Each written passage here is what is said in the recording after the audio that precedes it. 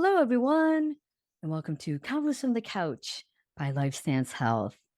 I'm Nicolette Lianza, and on this episode, I'll be talking with my colleague Monty Miller from our Lifestance Overland Park, Kansas office, and we'll be talking about the rise of burnout in our modern work culture. So, welcome, Monty. Great to have you on. Thank you, Nikki. I'm really glad to be here.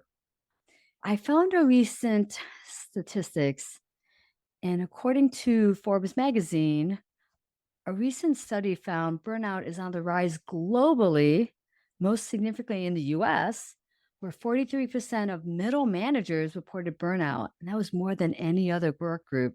So it's really key that we're having this conversation today, Monty, because I think you're going to help us understand how burnout can affect our mental health and what we can do to maybe help that with ourselves. So thank you again. I agree. And so, why don't we get ourselves started? Let's have you tell us a little bit about yourself. Okay. Thank you, Nikki. My name is Monty Miller, and I'm a licensed clinical social worker in the state of Kansas and Missouri. And I worked in most of my mental health career in hospitals and healthcare and leadership and in the inpatient and outpatient behavioral health departments. And so I've probably been in the field for close to 40 years. Got you. So you come with lots of experience and probably Yes, many different topics. Definitely. And it's, hey, being in the field so long, sounds like you've probably had to navigate at times some of your own burnout, perhaps too. absolutely. I think all of us experience burn Yes. times in our lives. Yes. So, how would you define burnout? And do you feel that there has been a rise in it in our modern work culture? Yeah, great question, Nikki. First of all, burnout is really a form of exhaustion caused by constantly feeling swamped. And it's a result of kind of excessive, prolonged emotional, physical, and mental stress. And oftentimes it is related to work and our work environments and what we do as a career. But burnout happens when you're overwhelmed, emotionally drained, and unable to keep up with life's incessant demands. Hmm. Whew. And it does feel like, especially I think the pandemic probably complicated things for us too, moving to virtual work settings and as well. Absolutely So, has, yes. yeah. And I think in a lot of ways, Nikki, I think through the pandemic too, it really prolonged our ability to complete a lot of projects within our workplace where we really receive a lot of sense of accomplishment and productivity. And that changed a lot throughout the pandemic. Yeah, yes, it did. So, what are some causes of burnout and how can it affect one's mental health? That's a really good question. 'Cause again, I think we can all relate to these, but I think there are many causes. A lot of it is the workplace environment. Sometimes we don't have a healthy workplace environment.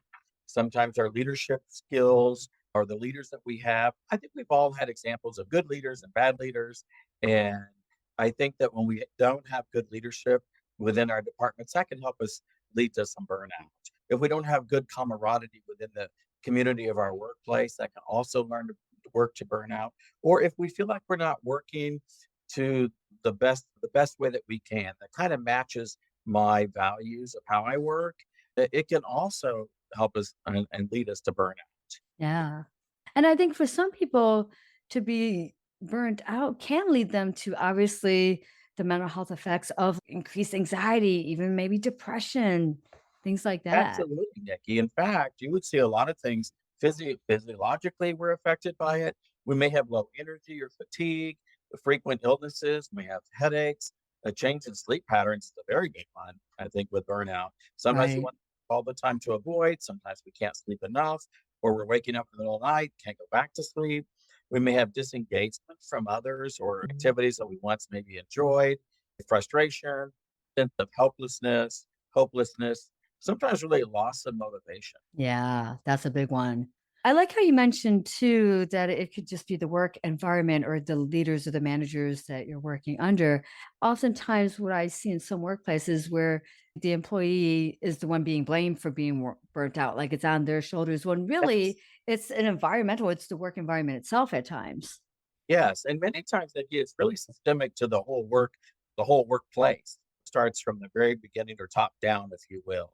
And I think there are more companies, and the last one I worked in, they are really trying to look at that. Companies are starting to take some ownership, I think, in the way that employees feel burned out sometimes. Yeah. I I'm still glad think it's we have personal responsibility, but of they're course. starting to look at that. I'm glad to see that too. That's so important that they are stepping up a bit and seeing their role in it, the different And companies and developing some programs corporations. people deal with it. Yes. Yes. Oh, so important. So, what are some tips for managing stress and burnout in the workplace? That's a really great question. One of the things, if you can, is speak to your manager about your feelings. Let them kind of know how you're feeling. You might not be surprised. There's others in the department that feel similar. So if we can talk about it in a meeting that's open and honest and direct, if you have psychological safety within your workplace to do, that's a good way to do that.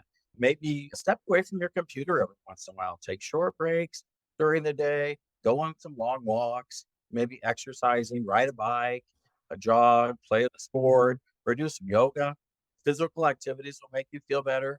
Maybe going outside just to absorb the sunlight. I always carry a lawn chair in my trunk. So whenever I get a chance to stop and sit in the sunlight for Love that. that, because especially during the pandemic, I would carry a couple chairs so I can meet my friends. Oh, We could that's great.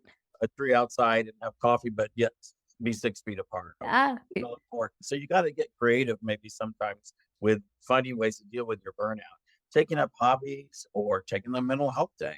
And some employers are starting to provide mental health days because they mhm. know that that's important to the employee. Maybe even looking at planning vacation so you have something to look forward to. And that was another thing during the pandemic. A lot of folks had to cancel so many vacations that it really Right. did increase the burnout feeling, I think, for a lot of people. Yeah. Yeah, definitely. So, what would be some advice you would give to someone who's currently feeling burned out? Yeah. First of all, I would say talk to trusted friends. And if your employer, if you can, your manager, or you're in your leadership department, really first identify what it is. Sometimes we don't know what we're feeling. So I think we have to identify it, we have to call it out, we have to name it, and then we have to be able to share it with some other people. And then maybe break down some steps on how we're going to make some changes. I'm going to start looking for a new job. It may not even be work related. It could be home related. It could be family related, Right. could be overwhelmed with your family schedule and it's burning you out. You're thinking Hmm. you don't have time for yourself. So maybe you talk to your partner or your spouse or your family and you start scheduling some time that you have for self care. And that's the key right there, the self care. It Self really is. care isn't selfish, it's integral to our mental health. You're right. Again, I learned that years ago, about 12 years ago, when I had lost a lot of weight. And I remember thinking I was doing the right thing by giving everything I had to my family and my children. And I was really doing the wrong thing because I wasn't the best version of myself. I see. But when I started taking care Got of you. myself and practice self-care, I was a better person all over. I was better in all the roles of my life. I was just a better person. Yes. Not being selfish, you're really helping others. Any other takeaways you'd like to share? Yeah, there's one more thing I'd like to really share. I think burnout comes from me, and I've been there too. And I think it comes from me when I feel like I'm losing the passion for what I do. Mhm. And when I start losing passion for my work or my life, family or whatever, I have to go back sometimes and review the things that reignite my passion. So I Mm. might go back and read some of my old books and I highlighted all these things in about psychology or behavioral health or people or humanity or relationships. And it just gets me sparked up again. It just gets Love me that. to realize why I'm doing what I'm doing and my love for people. And I think we have to keep our passion stoked for what we're doing. Oh, I love that. That's a great tip right there. Get reintroduced to your passion. Yes. Sure. Gosh. Thank you, Monty. Oh my gosh, you were so helpful in giving us tips in managing our burnout, as well as really helping us understand what it is. So I thank you again for sharing your knowledge with us. You're welcome. Thank you, Nikki. It's really been an honor to be a part of this. So thank you. You're welcome.